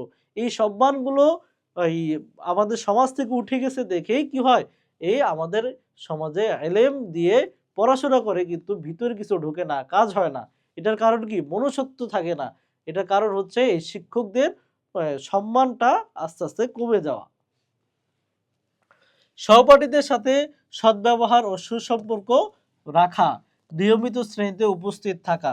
অনেক সময় হয় কি যে একজন শিক্ষার্থী যে হচ্ছে ক্লাসে হচ্ছে সবচেয়ে ভালো ফার্স্ট বয়, সে কারোর সাথে সুসম্পর্ক থাকে না। কারণ কি, সে ক্লাসে আসে আবার চলে যায়, এদিক দিয়া কারো সাথে কোনো খোঁজখবর নাই, কোনো কথাবার্তা নাই, সেও কিন্তু আদর্শ ছাত্র হতে পারে না। তারপরে আছে শ্রেণীকক্ষ ও বিদ্যালয় পরিষ্কার পরিচ্ছন্নতা রক্ষা করা। তারপর হচ্ছে শরীর ও পোশাক পরিচ্ছন্ন রাখা। দেখো, একটা বিষয় তোমাদের ক্লিয়ার করি, যখন পরিপাটি হয়ে স্কুলে আসার কথা বলে তখন আমরা বলি স্যার আমি তো গরিব, আমার একটাই জামা। কিন্তু দেখো ভাইয়া, এই একটা জামাকে সুন্দর পরিষ্কার করে ইস্তারি করে যদি তুমি নাও, বা হচ্ছে কোনোভাবে সুন্দর পরিপাটিভাবে যদি হওয়ার জন্য কিন্তু তোমার অনেকগুলো জামা থাকার দরকার হয় না। এটা ইচ্ছার অভাব, ঠিক আছে, ইচ্ছা থাকলেই তুমি যেতে পারো। তারপর দেখো 9 নম্বরে আছে শ্রেণীকক্ষে বা অন্য কোথাও শিক্ষকদের সাথে দেখা হলে সাথে সাথে দাঁড়িয়ে সম্মান করা, ঠিক আছে। মানে আমি যেটা বললাম যে ওস্তাদ আগে যাবে, শিক্ষক যাবে, ওই পর্যন্ত দাঁড়িয়ে অপেক্ষা করা, এটা কি তার প্রতি একটা সম্মান প্রদর্শন করা। ইলম তোমার মধ্যে ততক্ষণ পর্যন্ত ঢুকবে না যতক্ষণ পর্যন্ত তুমি ইলম তোমাকে যে দান করবে তাকে সম্মান করতে না পারবা, ঠিক আছে। সো অবশ্যই শিক্ষককে সম্মান করতে হবে। তারপরে আছে অনুমতি নিয়ে শ্রেণীর কক্ষের বাহিরে যাওয়া। অনেক সময় কি হয়, আমাদের ভার্সিটিতে এটা সবচেয়ে বেশি হয় যে ক্লাস নিচ্ছে স্যার, অনুমতি না নিয়ে আমরা বের হয়ে যাই। কিন্তু এই স্কুলে কিন্তু একটা নিয়ম আছে যে যদি বের হতে হয় তবে অবশ্যই হাত তুলতে হয় বা শিক্ষকের কাছে যেতে হয় যে আমি একটু বাইরে যাচ্ছি বা আমার একটু ওয়াশরুমে যাওয়া প্রয়োজন, ঠিক আছে। এই বিষয়গুলো তোমরা মাথায় রাখবা। তারপর আছে জীবনের প্রতিটি ক্ষেত্রে শিক্ষকদের উত্তম শিক্ষা মেনে চলা। দেখো একজন শিক্ষক যদি শিক্ষক কিন্তু শুধু তোমার ওই যে পুঁথিগত যে বইটা আছে ওই বইটাই তোমাকে শিক্ষা দেয় না। একজন শিক্ষক তোমাকে শিক্ষা দিবে তুমি কিভাবে কথা বলবা, তোমার আচরণ কেমন হওয়া উচিত, তুমি কিভাবে একটা সমাজে চলাচল করবা, এই বাস্তবিক জীবন থেকেও কিন্তু তোমাকে একটা উত্তম শিক্ষা একজন শিক্ষক দিয়ে থাকেন। এবং সেই শিক্ষাটা কি করতে হবে, তোমার অবশ্যই মেনে চলতে হবে। তারপর আছে শিক্ষকগণ অপছন্দ করেন এমন কাজ না করা। ঠিক আছে, যে শিক্ষক যেটা অপছন্দ করে না, আমরা যখন মাদ্রাসায় পড়তাম বা দারুণাজাতে পড়তাম তখন দেখা যাইতো যে আমরা চুল বড় রাখলে শিক্ষকরা অনেক কষ্ট পাইতো।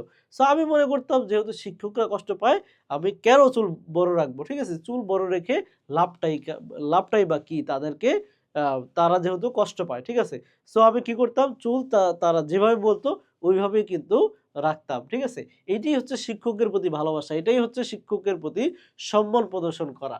তারপর দেখো কোনো অবস্থাতেই কারোর সাথে অভদ্র আচরণ না করা, সর্বাবস্থায় শিক্ষকের কল্যাণ কামনা করা এবং মৃত্যুর পর তাদের জন্য দোয়া করা। এই যে একজন শিক্ষক যিনি হচ্ছে এত পড়াশোনা করে মাত্র 20,000 30,000 টাকার বেতনে চাকরি করার সার্থকতা এখানেই যে তিনি যে শিক্ষাটা দিয়েছেন সেটা আবার সে কি করবে আরেকজনকে শিক্ষা দিবে। এই যে একটা সেলসেলা, এটাই কি হবে সদগায়ে জারিয়া হয়ে থাকবে। এটাই তোমার মৃত্যুর পরে এই যে তোমার জ্ঞানগুলো আরেকজনকে দিচ্ছে এবং সে আবার আরেকজনকে দিচ্ছে, এগুলোই কিন্তু মরার পরে বা কিয়ামতের দিন কাজে লাগবে।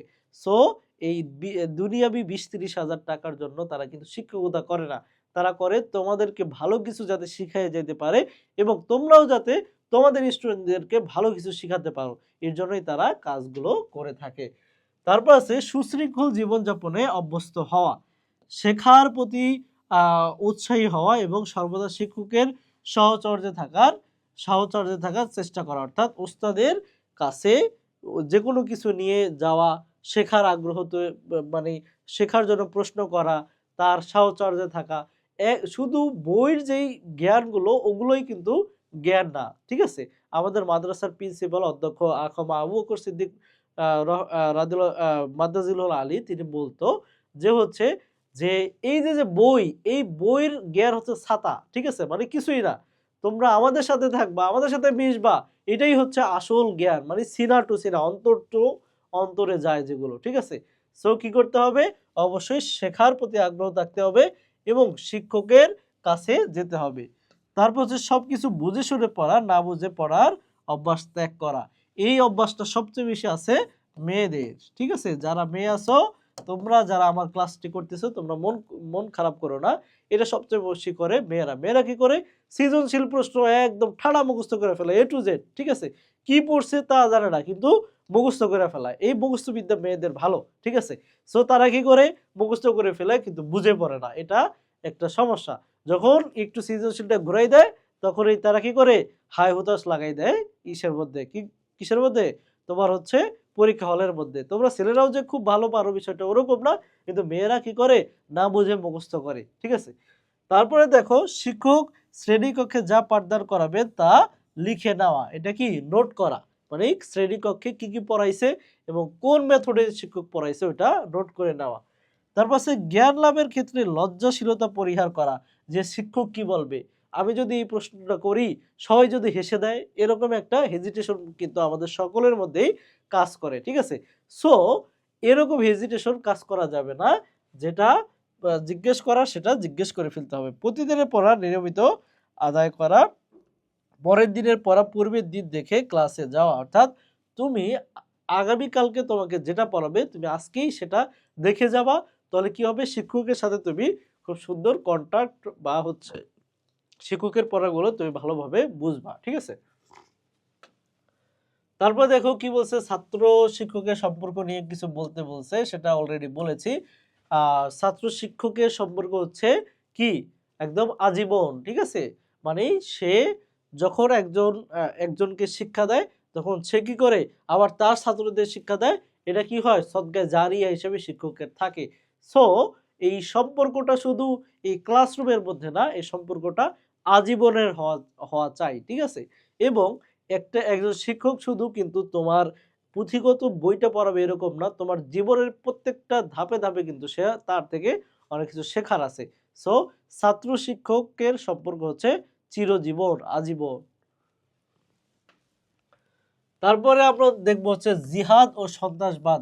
জিহাদ এক জিনিস, সন্ত্রাসবাদ আর এক জিনিস। জিহাদ কি? আল্লাহর দ্বীন প্রতিষ্ঠা করার জন্য জিহাদ করা, মানে সশস্ত্র সংগ্রামকে জিহাদ বলা হয়। আর সন্ত্রাসবাদ কাকে বলা হয়? আল্লাহর দ্বীনের জন্য নয়, দুনিয়ার পার্থিব সফলতার জন্য, দুনিয়ার পার্থিব লোভ লালসার জন্য যেই সশস্ত্র সংগ্রাম করা হয় তাকে সন্ত্রাসবাদ বলে। ঠিক আছে, এইটুকু পার্থক্য তোমরা জেনে নাও। আচ্ছা, এখন আমরা কয়েকটা এমসিকিউ দেখব এবং সিকিউ দেখব। ঠিক আছে, তো এমসিকিউ আমরা শুরু করি। কি বলছে যে হচ্ছে রোজা পালনের মাধ্যমে বান্দার কোন গুণকে পরীক্ষা করা হয়। ঠিক আছে, রোজা যখন আমরা পালন করি তখন আমরা সকাল থেকে একদম সন্ধ্যা পর্যন্ত না খেয়ে থাকি। ঠিক আছে, না খেয়ে থাকি। আমরা কিন্তু চাইলে দরজা বন্ধ করে খেতে পারি, কিন্তু আমরা খাই না। কারণ কি? কারণ হচ্ছে আল্লাহর ভয় আমরা খাই না। এটাকে কি বলা হয়?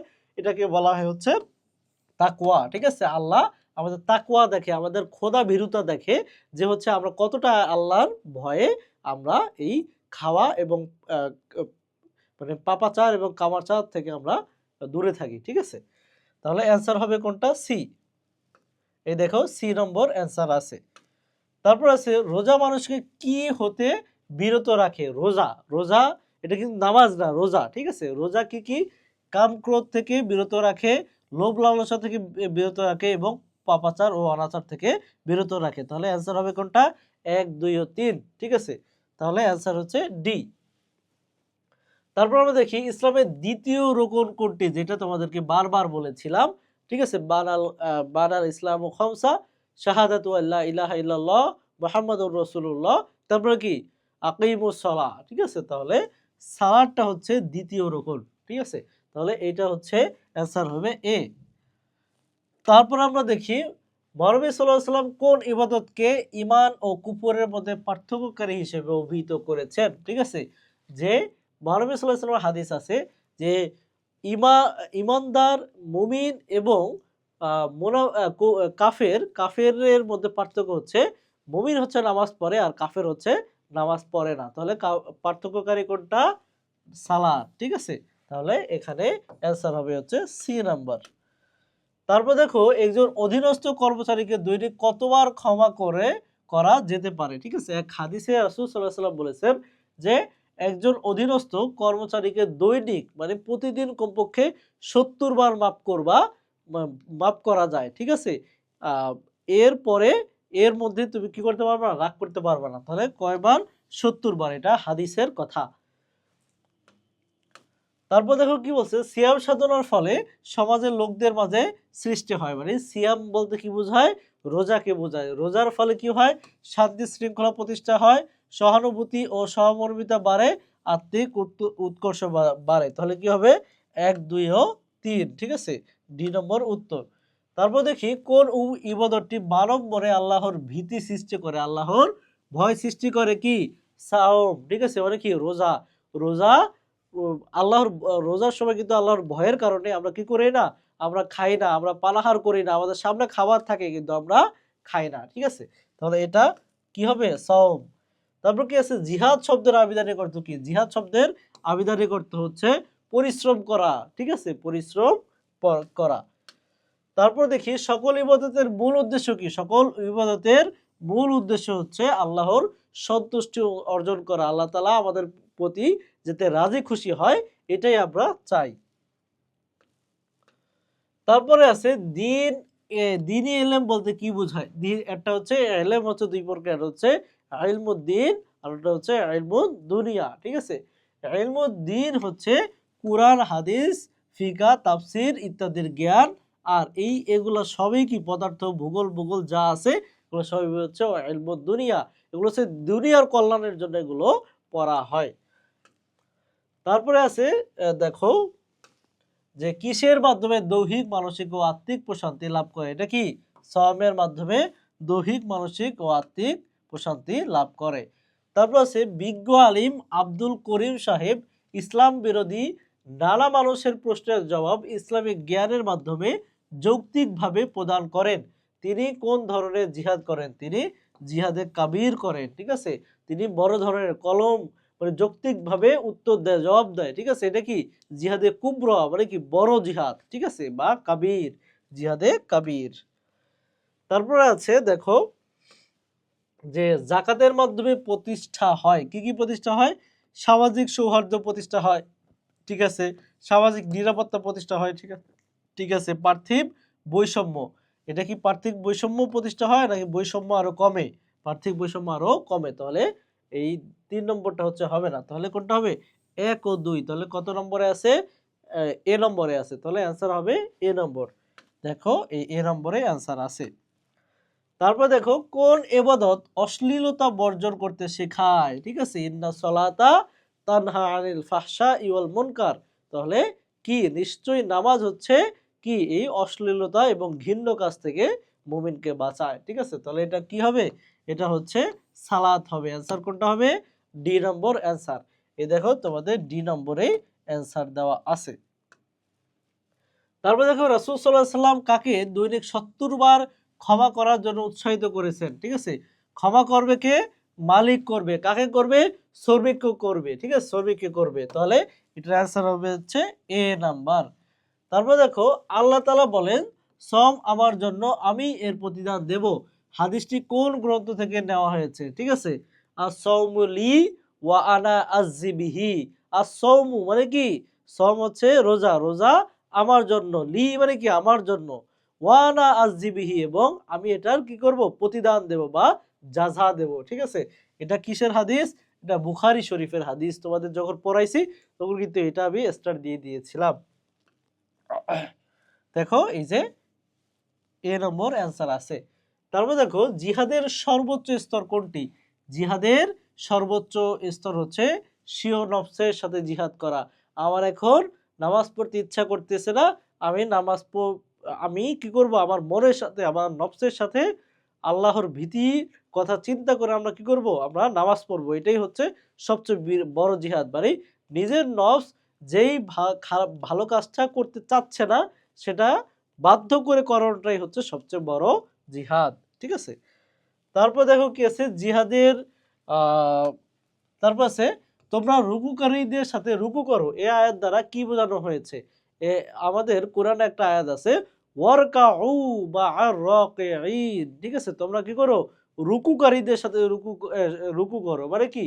তোমরা একসাথে রুকু করো, মানে কি? জামাতে সালাত আদায় করো, অর্থাৎ তোমরা যে রুকু করবা আরো অন্যান্য যে রুকুকারী আছে তাদের সাথে রুকু করো, তাহলে আমরা কি করি? জামাতে একত্রিত হয়ে অন্যান্য রুকুকারীদের সাথেও আমরা রুকু করি, ঠিক আছে, ওয়ারকাউ মা'আর রাকিঈন। দেখো কি আছে? জামাতে সালাত আদায়। তারপর কি আছে? যার কাছে আমি একটি শব্দ শিখেছি, আমি তার দাস। উক্তিটি কার? উক্তিটি হযরত আলী রাদিয়াল্লাহু তাআলা আনহু বলেছিলেন যে আমি যার কাছে একটি শব্দ, একটি অক্ষর শিখেছি, আমি তার দাস, ঠিক আছে, মানে শিক্ষককে মর্যাদা দিতে গিয়ে হযরত আলী রাদিয়াল্লাহু তাআলা আনহু এ কথা বলেছিলেন।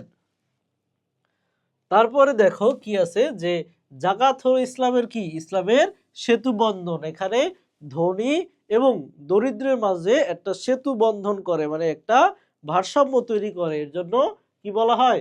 জাকাতকে, ইসলামের সেতু বন্ধন বলা হয়। দেখো বি নম্বর অ্যান্সার আছে। তারপর কি আছে? জাকাত কেন ধনীর দয়া নয়, ঠিক আছে, জাকাত হচ্ছে আল্লাহর গরিবের প্রাপ্য ধনীর হাতে রেখেছেন, ঠিক আছে, আল্লাহ গরিবের প্রাপ্য ধনীর হাতে রাখছে, মানে এটা হচ্ছে গরিবের অধিকার। ধনীদের সম্পদের মধ্যে ধনীদের গরিবের অধিকার হচ্ছে এই জাকাত। এর জন্য এই জাকাত কি না কোনো ধনীদের দয়া নয়, এটা আল্লাহ তাআলাই তৈরি করে দিয়েছেন। তারপরে দেখো কি আছে যে হচ্ছে ছাত্র শিক্ষকের সম্পর্ক পিতা পুত্রের সম্পর্কের ন্যায় কেন, ঠিক আছে, মানে একজন পিতা এবং পুত্রের সাথে যে সম্পর্ক একজন ছাত্র এবং শিক্ষকের মধ্যে সেই সম্পর্ক, ঠিক আছে। দেখো ছাত্ররা শিক্ষকের জ্ঞানের উত্তরাধিকারী বলে কি ছাত্র শিক্ষকের সম্পর্ক যেমন পিতা পুত্রের সম্পর্ক তেমন। দেখো এই যে পিতা এবং পুত্র, পিতার সমস্ত জ্ঞান, সমস্ত সম্পদ কি পায়? পুত্র পায়। আর হচ্ছে এই যে শিক্ষকের সমস্ত জ্ঞান কি পায়? ছাত্ররা পায়, ঠিক আছে। এই দিক থেকে কি পিতা এবং পুত্র এবং ছাত্র এবং শিক্ষক দুইজনেই একই, ঠিক আছে। তারপরে কি আছে দেখো, আমরা কিছু জ্ঞানমূলক প্রশ্ন দেখব, অনুধাবন দেখব, উচ্চতর দক্ষতা দেখব, ঠিক আছে, প্রয়োগমূলকও দেখব। দেখো কি আছে যে হচ্ছে ইলম কি, ইলম কি, ইলম হচ্ছে জ্ঞান, ঠিক আছে। ইলম হচ্ছে দুই প্রকার, ইলমুদ্দিন, ইলমুদ্দুনিয়া, যেগুলো যেই জ্ঞানগুলো দুনিয়ার পার্থিব কল্যাণের জন্য শেখা হয় এগুলোকে ইলমুদ্দুনিয়া বলে, এবং যেই জ্ঞানগুলো আখিরাতের জন্য, আখিরাতের কল্যাণের জন্য শেখা হয় এগুলোকে ইলমুদ্দিন বলে, ঠিক আছে। তারপর কি আছে সওম কি, সুবহে সাদিক থেকে শুরু করে সূর্যাস্ত পর্যন্ত আল্লাহর সন্তুষ্টি বা নৈকট্য লাভের উদ্দেশ্যে সকল প্রকার পানাহার এবং কামাচার এবং অশ্লীল কাজ থেকে বিরত থাকাকে কি বলা হয়, সাওম বলা হয়, ঠিক আছে। তারপর কি আছে দ্বীনে ইলম বা ইলমুদ্দিন কি, ঠিক আছে। তাহলে এই যে যে ইগুলো আছে এই জ্ঞানমূলক সবগুলো কিন্তু খুব গুরুত্বপূর্ণ, স্টার দিয়ে দাও। এখান থেকেই তোমাদের এই অধ্যায় থেকে আসলে এখান থেকে চলে আসবে, ঠিক আছে। তাহলে দ্বীনে ইলম কি, দ্বীনে ইলম হচ্ছে আখিরাতের কল্যাণের জন্য যেই জ্ঞানগুলো অর্জন করা হয় তাকে দ্বীনে ইলম বলে, যেমন কুরআন পড়া, হাদিস পড়া, ফিকহ পড়া, ঠিক আছে, বালাগাত মান্তিক পড়া, ঠিক আছে, এগুলো সবই কি ইলমুদ দুনিয়া, দিন, সরি ইলমুদ্দিন। তারপর হচ্ছে কি জিহাদ কাকে বলে, আল্লাহর আল্লাহর আইন আল্লাহর জমিনে প্রতিষ্ঠা করার জন্য সশস্ত্র সংগ্রামকেই কি বলা হয়, জিহাদ বলা হয়। তারপর আছে নিসাব কি, নির্দিষ্ট পরিমাণ সম্পদকে কি বলা হয়, নিসাব বলা হয়। জাকাতের ক্ষেত্রে 7.5 ভরি স্বর্ণ এবং 52.5 তোলা রৌপ্যের সমপরিমাণ সম্পদের সমপরিমাণ টাকার সম্পদের মালিক যদি কেউ হয় তাহলে সে কি নিসাব পরিমাণ সম্পদের মালিক। তারপর কি হচ্ছে যাকাত শব্দের অর্থ কি বা যাকাত কাকে বলে, যাকাত শব্দের অর্থ হচ্ছে পরিশুদ্ধতা, পবিত্রতা, ঠিক আছে। তাহলে যাকাত কাকে বলে, যাকাত হচ্ছে সম্পদকে পরিশুদ্ধ করার জন্য ধনীদের সম্পদের মধ্যে গরিবের যে হক থাকে বা অধিকার থাকে সেগুলো প্রদান করাকে কি বলা হয়, যাকাত বলা হয়, ঠিক আছে। তারপর কি বলছে সালাত কাকে বলে, সালাত হচ্ছে আল্লাহ, সালাত শব্দের অর্থ কি দোয়া, ঠিক আছে, দোয়া প্রার্থনা করা, ঠিক আছে, আল্লাহর সামনে দাঁড়িয়ে ক্ষমা প্রার্থনা করাকে কি বলা হয়, সালাত বলা হয়।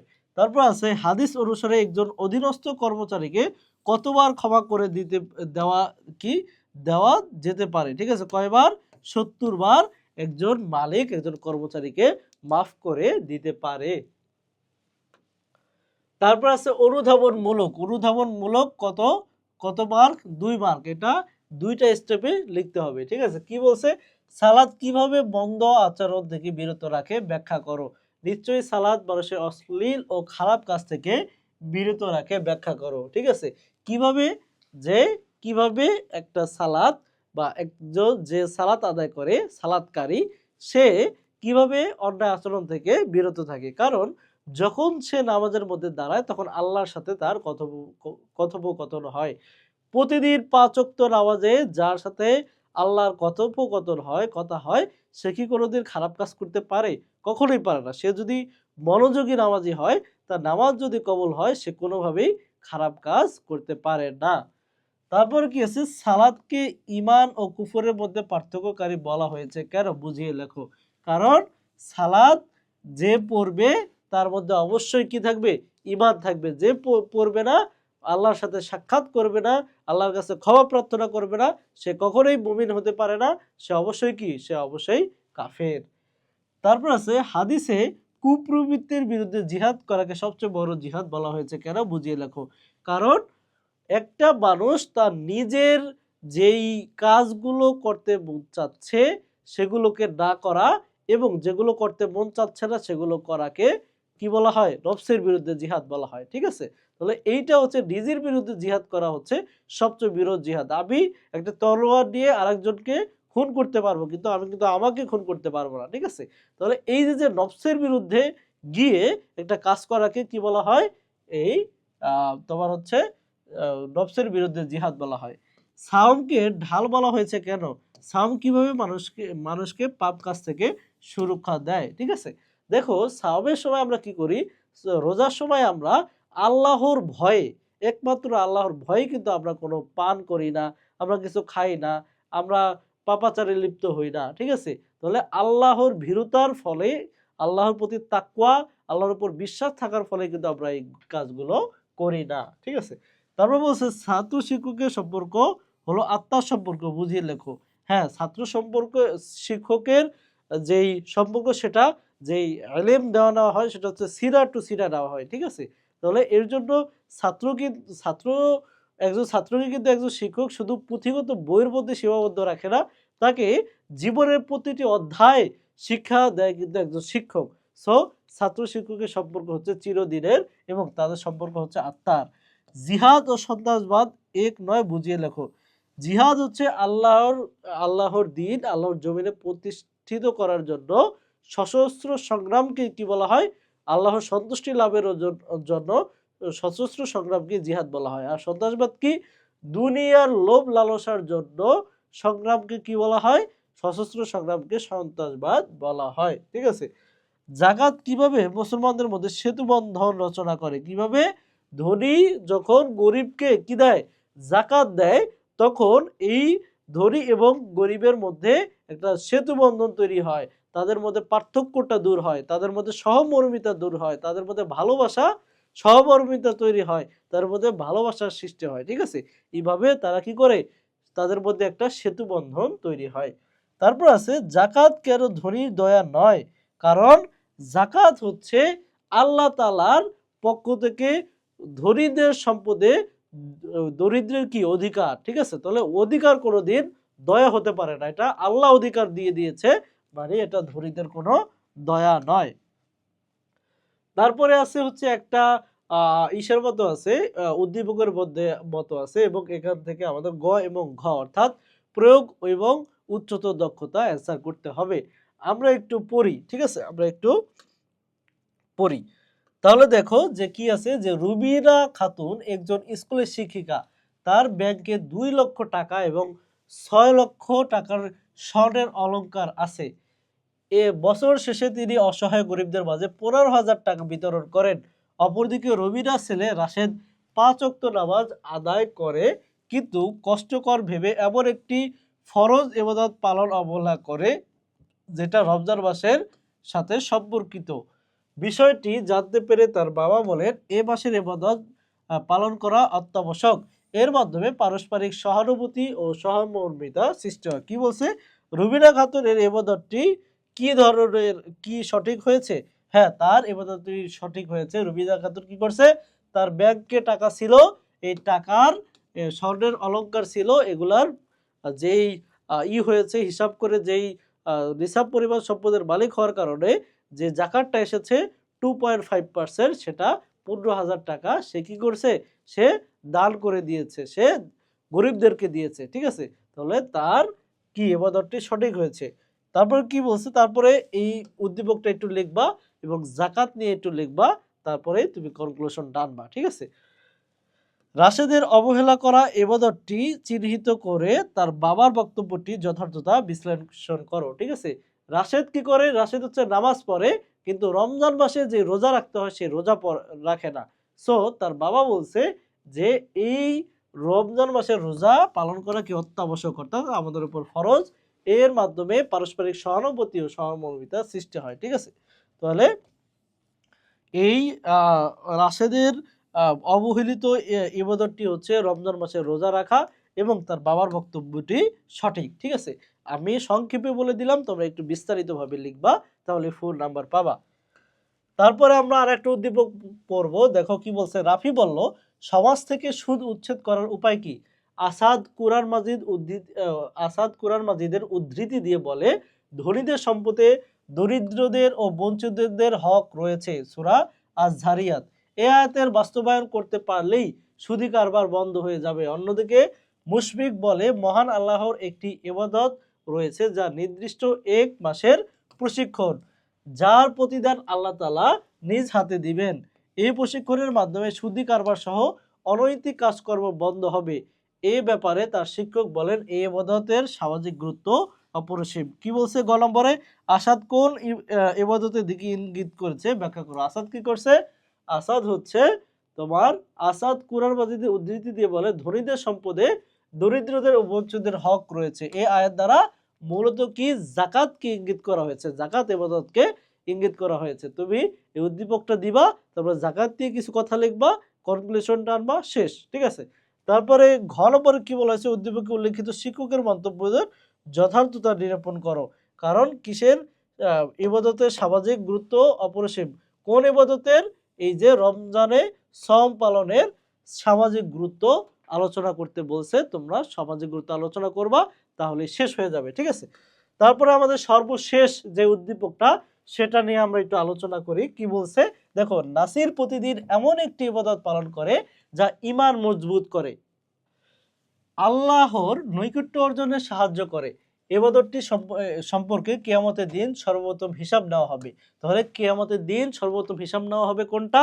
নামাজের। আউয়ালু মা ইউহাসাবু বিহিল আবদু ইয়াউমাল কিয়ামাতিস সালাত। তাহলে কোন নাসির প্রতিদিন কি ইবাদত করে? আমরা বুঝলাম, তাহলে নামাজ পড়ে। ঠিক আছে। অপরদিকে আমিন অপর একটি ইবাদত আদায় করে যা বছরে একবার আদায় করতে হয়, যা ধনী ও গরিবের মাঝে সেতু বন্ধন তৈরি করে। তাহলে সেতু বন্ধন তৈরি করে কোনটা?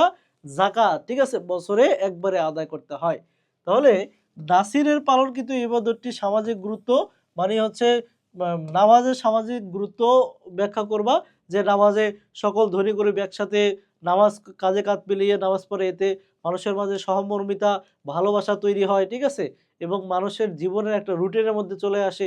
এই কথাগুলো, সামাজিক গুরুত্বগুলো তোমরা লিখবা। তারপরে কি বলছে, আমিনের পালন করা ইবাদতটি চিহ্নিত করে উক্ত ইবাদতের গুরুত্ব বিশ্লেষণ করো। তাহলে আমিনের কোনটা? আমিনের ইবাদত হচ্ছে যেহেতু সেতু বন্ধন করে, সেহেতু কোনটা? যাকাত।